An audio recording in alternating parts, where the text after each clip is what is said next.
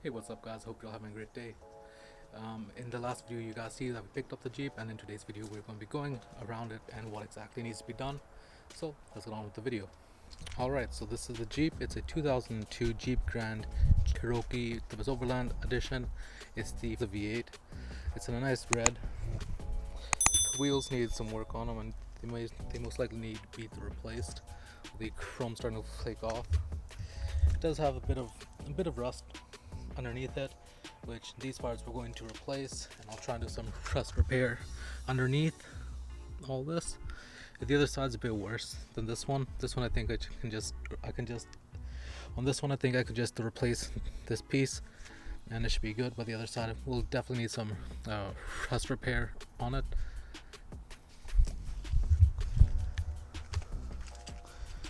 Open it up.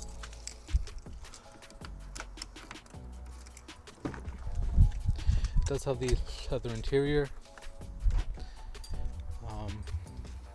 The covers are from a set of the covers we purchased, but they don't really fit, so we just have the back pieces on it for now. The leather is pretty much torn on both seats, but it's fine for now. It's really spacious on the inside as well. I'll open up for the back for you guys to have a look at as well. The bumper has a bit of damage, but it's really spacious in the back. Oh, it has some better light.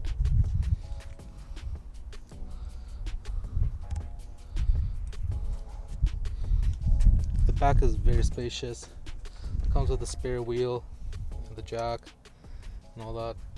On the inside here there isn't any rust, so that's good. This is the good for our dog. She's very big and she needs a space, so that's perfect. On the other side, this is a tight squeeze, but over here there's a lot more rust down here that needs to be addressed. Right down there, a lot of rust. There's a hole here for the rust. I'm going to have to find the Chris Fix video on how to do rust repair on a panel and do that, and replace this piece as well. But besides that, on the outside the Jeep isn't really that bad. This is the 2002 Jeep Grand Cherokee Overland Edition that we purchased, me and my brother. He sold his Mustang, it's gone, and we purchased this, which is totally an upgrade. I really like that he did this. That car had started to become a money pit and wasn't really worth it to build up a bit more, so we got this, and this is, to be honest, a very good foundation to start with. It needs a bit of work, and I'm going to go down the list of the work that it needs. It has about 252,000 kilometers on it. 4x4 works, but the suspension does need work. Yeah, I'm going to go over the list of exactly what it needs and what are some of the fun plans that we have for this. Alright, so when we purchased the vehicle, the previous owner had said that it just had a bit of an oil leak or whatever on the ad, but when we got there we were speaking with him and he ended up coming clean and saying that it needs a bit of work, so we were able to drop down the price a lot. Then he was asking for it and he was totally okay with it, so I really appreciate all the honesty that he gave us with the vehicle, like on exactly what is wrong with it, because now I know that these are things that need to be addressed, so we can get these things done, so we have a good foundation to start the off-road build on. A couple of these parts I'm going to buy cheap in the beginning. I'm going to buy not the best quality ones because I just needed to get on the road reliably during the winter with all the snow, and then those pieces will eventually be replaced with higher quality parts for off-roading. So the main immediate the repairs that this thing needs is, first off, the most expensive and time consuming, because we are going to be having it get done by a shop, because I don't have the time to do it at home. Have the time or the space to do it at home would be the heater core. That is estimated to be about 800 to $1,000, mainly because it takes a lot of time to remove the entire dash. You have to empty out the AC refrigerant, then once you are doing this repair, and then when it's done you have to recharge the AC. So I can't do that at home. Besides that, if I had the time and the space, I would be doing this myself, but the heater core is the first thing that needs to get done. It's the most expensive one, so we're getting that done from a shop, and once that's done, I'll probably have parts already here, so we can continue on with fixing it up. Next thing would be the drag link tie rod ends in the front. Those need to be replaced. Those would cost me about 150, 200 bucks. It needs the front brakes really badly as well. That's non-issue. I can get that done within a day. It needs a track bar, which I found is only also about 150 bucks. It needs a steering stabilizer. It needs all 4 tires need to be replaced. So when I'm doing that, I'm most likely going to be replacing the tires with the wheels and probably get off-road crapplers or whatever budget off-road tires I can find. It needs an exhaust, and when I say exhaust, it needs the tailpipe.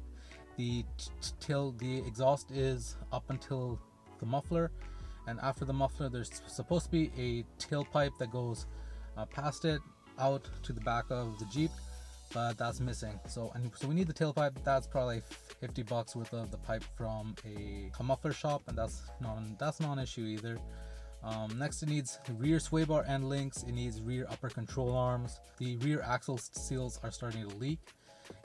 It has the engine light on for code PO442, which is a small evap leak. I'm still trying to figure that out. That might be with fuel. There are various oil leaks, engine oil leaks, and all that. For a 2002, that's a given. The rear window driver's side regulator motor needs to be replaced. That doesn't work. It has a bit of rust that needs to be replaced. That needs to be repaired. It has the rusty rocker panels that need to be replaced. And sometimes when starting, it has an issue which could tie into the PO442 code for the small evap leak. Oh, and there's one more thing as well. One of the gauges doesn't work. I need to figure that out. Alright, so for the blower motor, see, we have this button here, right? Apparently this button didn't work for a bit, so either the previous owner or a buddy of his or a mechanic that they go to, because his wife works at a mechanic repair shop, move the wiring from here onto a little switch right there, which I do not like. I don't know if I'm going to fix that or not, but that switch, once it's turned on, the blower motor goes on max speed. That's a minor inconvenience, but hey, they got it to work for them. For us, I don't think it's going to be an issue either, so we're going to keep it that way. But if I get the opportunity to do that, is something that I'm going to do. The oil gauge here doesn't work. Half the time when it works, it reads a little too high. Half the time, it doesn't even work. That's something that needs to be fixed. A relay or the motor door in one of these vents is getting stuck too, and I think it's hitting against the airbag. After the car is turned off for about 5 minutes, the airbag or whatever that relay is doing starts making a bit of noise. That's something that needs to be addressed as well eventually, but that's after the heater core and the main expense, because everything else for repair wise is only like a couple $100 here, a couple $100 there for each part, so that's not an issue. Those are the most of the issues that the Jeep has, but that's not much. Like, it drives, it runs fine. We drove this for about an hour and a half home from when we purchased it with all these issues that it has. It drove perfectly fine. It was just being a bit careful with the brakes, not getting too close to any other vehicle on the highway, and just like try to anticipate when you have to step on the brake and ease into it, so we're not immediately stepping on it suddenly and the car jerks around. So those are non-issues. Those are things that need to get fixed. They'll get fixed. The first thing we need to do is work on the heater core and get that done, so we have heat for the winter, so we can use this all winter long. So those are all the immediate repairs. Next up, we're going to do the maintenance stuff on it, which is pretty much oil change, interior cleaning, new seat covers or seats. Don't think we're going to get new seats. Probably better seat covers, maybe the ones that are made to fit for this vehicle. Floor mats, which we purchased just yesterday. Do some more maintenance with the fuel injectors, spark plugs, air filter, cabin air filter, serpentine belt. Just go around and do the things that need to get done to make it run more efficiently and reliably. One more thing, it has power options, but the previous owner did not have a key fob. He said the dealerships cost about $150, $200 for a key fob. I found one online on Amazon that has great reviews. I've seen videos on it on YouTube as well. It instantly connects to these Jeeps once they're programmed. It's not that hard to do.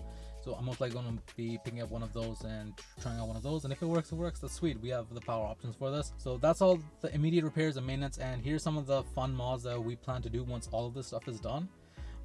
This list is still in the making. These are just the immediate things that had popped up in my head. We need a new stereo, need a whole new audio system, new wheels, mud flaps, new headlights, new fog lights, a 2-inch to a 4-inch lift. I think to start off, we'll start off with a 2-inch lift because they're not that expensive. They're like $100. They're just these small blocks that you put on, that you install. LED blacked out tail lights, an air intake, and a better exhaust. Haven't built an off-road vehicle before. This is my first actual 4x4 V8 vehicle and first Jeep for us, so it's gonna be pretty fun. It's gonna be a very fun learning experience. That's the plan so far. That's the walk around of the Jeep. Let's get outside and end this video. Before I go, if you guys are interested in following along and want to see more videos on the Jeep, do consider hitting the subscribe button down below and liking this video. So I know you guys do enjoy this build, and I'll catch you all in tomorrow's video. See ya.